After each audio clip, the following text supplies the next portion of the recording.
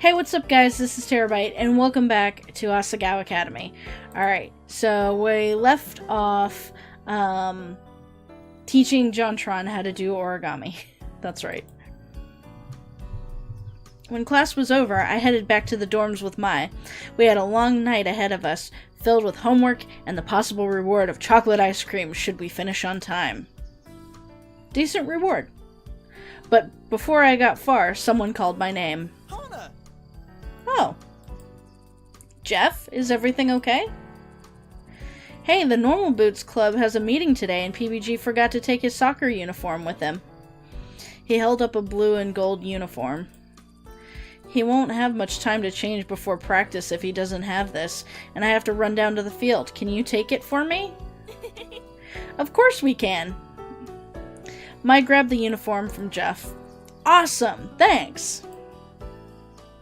He dashed toward the field. Mai turned to me, victory running through her face. Yay! Finally, a chance to see Jared in his element. Come on, Hana, we've got to hurry. We approached the Normal Boots Club room, hearts thumping nervously. I'm sorry, what is that? Calling all itty-bitty kitty collectors. I'm looking for Ilax from the Frisky collection? What? Who do we contact? Why is there a crying party? Don't totally suck at volleyball? Come join our team! I never noticed the posters before. At least I assumed Maya's was. Judging by the way she was fidgeting like a hummingbird on acid, it was. We stepped up to the door, and we were about to knock when I heard my name on someone's lips. Hana? What did I do? Oh god! Ah! So that's how you get to that menu easily. I froze and turned to Mai. Her face was lit, and she pressed a finger to her lips. She leaned in closer to the door, and I followed suit. Dude, I think it's fine. What do you think she's going to do to us? You need to calm down. No.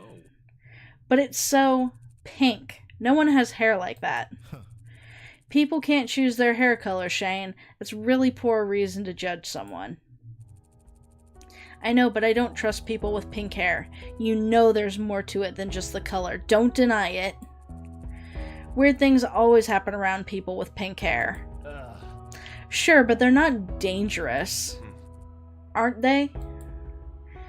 My heart sank. I stepped away from the door, unwilling to hear more. Hana. I held up my hand and shook my head. Just when I thought I was beginning to win Shane over. Was this how he truly felt about me? I'm heading back. But I stepped past her, walking as quickly as I could back to the dorms. Luckily, I didn't pass anyone on my way back. I didn't think I could manage small talk without bursting into tears after what happened. I kicked off my shoes and went to set my backpack down by my desk, passing the mirror. I paused as I did so, turning to the mirror, evaluating myself on a whole new level. So much grief. My hair caused me so much grief over the course of my life. Now, for some reason, Shane thought I was suspicious. I smoothed my hair with my hands, the shortness of it catching me by surprise. It was softer when it was long. With a sigh, I turned away and collapsed onto my bed, hugging Mr. Bunny to my chest. Should I dye my hair, Mr. Bunny? I raised him up, staring into his glassy eyes. Yeah, you're right. I rolled onto my side, squeezing Mr. Bunny to my chest. Satch said it himself, you don't choose your natural hair color. Mr. Bunny was small against me, and I smiled at him. At least he still liked me. Shaking my head, I went to my desk. I had better things to do than mope. You're still studying, Hana? I took my headphones out of my ears and turned to Mai. Our plans for that evening were postponed, and I silently thanked her for not pushing me to keep them. I wasn't in the mood anymore. Yeah, it's only been a few hours. You haven't moved since I left the room last. She climbed her bed and dangled her hands off the side. At least take a break, okay? Well... I have been meaning to return the book I checked out. It was overdue, and I had to at some point. I was going to do it today, but after what happened, it was the last thing I wanted. That didn't make it any less overdue, though. Go do that! Meet me at dinner afterward? If you're going to spend the rest of your life studying, at least be nutritionalized. I stretched, bending backwards to apologize to my back for the hours of arching over my desk. I would have a hunchback by the end of my school career, I was sure. Yeah, there's a thing about posture. You're right, I'll go. I'll see you at dinner. It was pretty late when I got to the library. No one came at this time unless there was a term paper due. Since it was still relatively early in the year, the room was barren.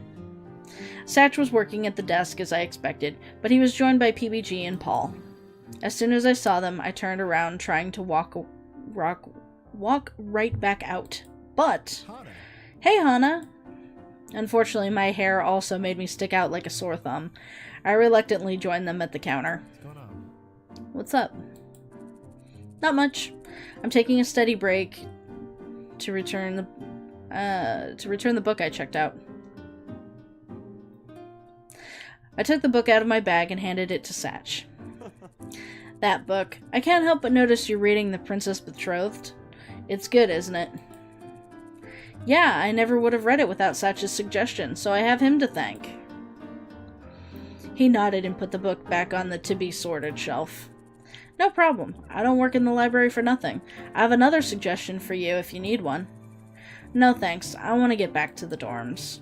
Oh, come on. It's almost dinner. Let him check out this great book for you. Then we can all go to the cafeteria together. Well, alright. That was the last thing I wanted to do, but I was really bad at showing people that I didn't want to talk. Follow me to the fiction section. We set off through the library on an epic quest for adventure and fortune.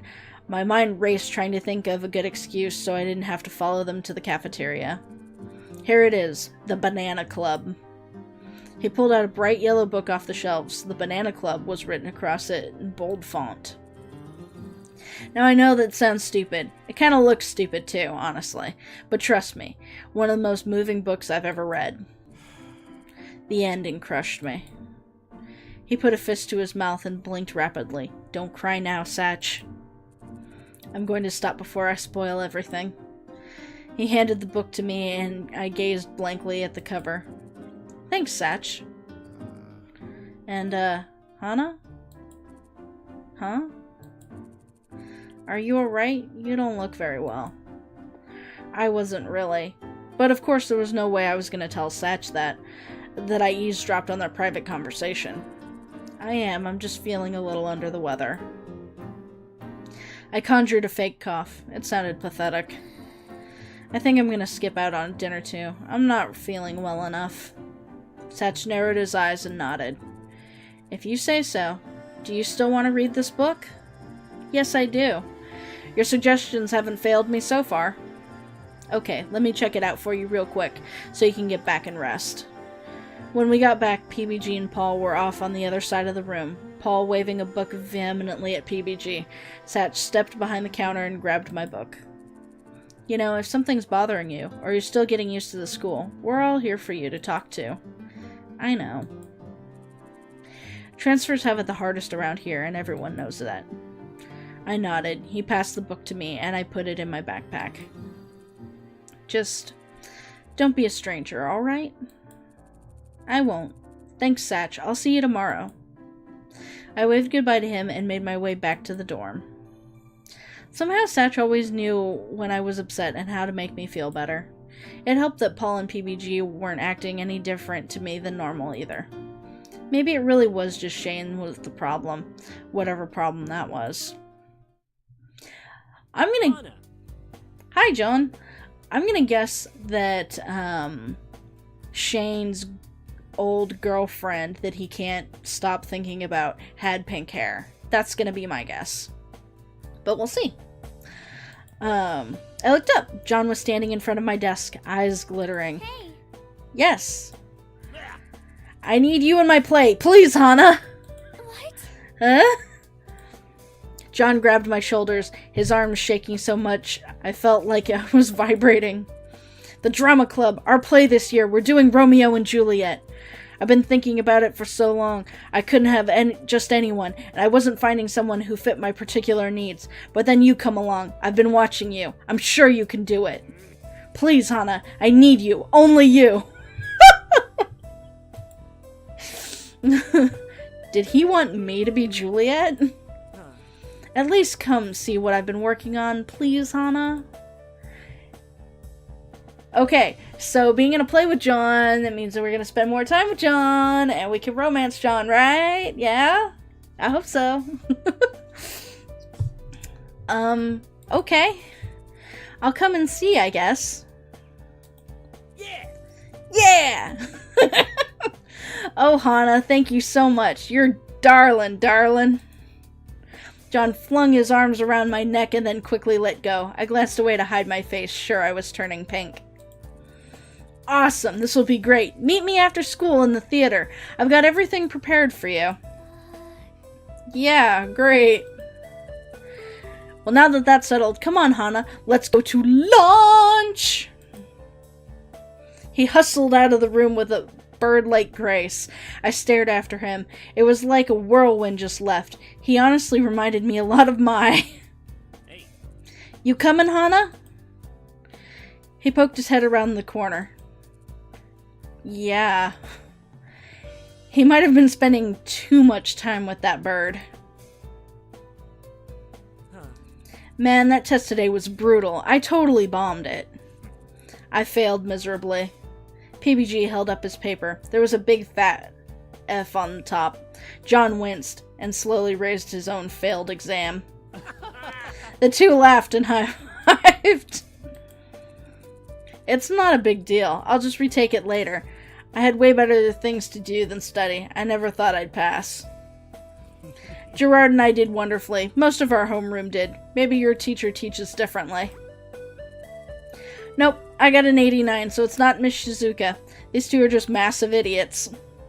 I nodded. I didn't feel like admitting to my 93, not after seeing how badly John and PBG did. Awesome! Wow, that's awesome, Shane. It's like your mind is just made for facts. You totally deserve it. Did you get your 97 raised, Gerard? That's not like you at all, Gerard. Gerard laughed sheepishly. Yeah, I got my 100. To be fair, I would have gotten 100 like normal, but one of the questions could be answered in 2 ways. I told the teacher, and he changed my score accordingly. I think you got a couple of points too, Satch. You had to have that 100, didn't you? Did you get a completion bonus? I get to take a lot of crap from you guys. That's more than enough to make it worth it. I smiled alongside them, feeling somewhat out of my element. Shane's comments hung over my head even now, but I didn't think there was much I could do about it. Before class, I quickly filled Mai in on John's proposition. I'm kinda worried about it. What? Are you kidding me, Hana? He wants you to be Juliet. And he'll be Romeo! Oh, that's so romantic! And he's totally hitting on you. I don't know, Mai. I'm not really an actress. I'm bad at the limelight. There's no way he wouldn't have noticed that. I doubt he's hitting on me either. Hana, get a grip on yourself! You're one of the nicest people I've ever met. Any guy would be lucky to have you. That's why you're my best friend. I mean, why else would he make such a big deal out of it? He did seem upset. You may have a point. John is Romeo and me is Juliet. It was corny, but kind of cute. Kind of way cute. Visions of myself and John in period clothes sweeping across the stage floated through my mind. Oh my god. It's adorable. Spotlights glistened in his hair. He leaned towards me. On guard! No! I love it. Romeo, my love! Juliet. This isn't how the story was supposed to go. Romeo! Ah! And that's what happens when you daydream in school. Whoa, what's wrong? Nothing, sorry. Is class over? Yeah, you're going to the theater, right? After that daydream, it was hardly like I had a choice. I'll see you back at the dorms. Bye. Okay, bye. It's okay, Hana, you can do this. The theater is here, right? The door opened to a gorgeous room with bright red seats. John was down on the stage, his arms flung to the ceiling. Doth thou protestations relinquish mine famine? Nay. Nay. Jacques, you've got to have a little more intensity. Don't you want to be famous? Nay. Why, you little... Excuse me. Hana. Hana. His voice shot up several octaves. Come in, come in, come in. He leapt up the stairs, grabbed me by the hand, and pulled me into the room. I wasn't sure you were going to come. Thank you so much, Hana. You were really the only person I could trust to do this. Okay, so we're gonna find out what's gonna happen in the whole theater thing next time. Yee!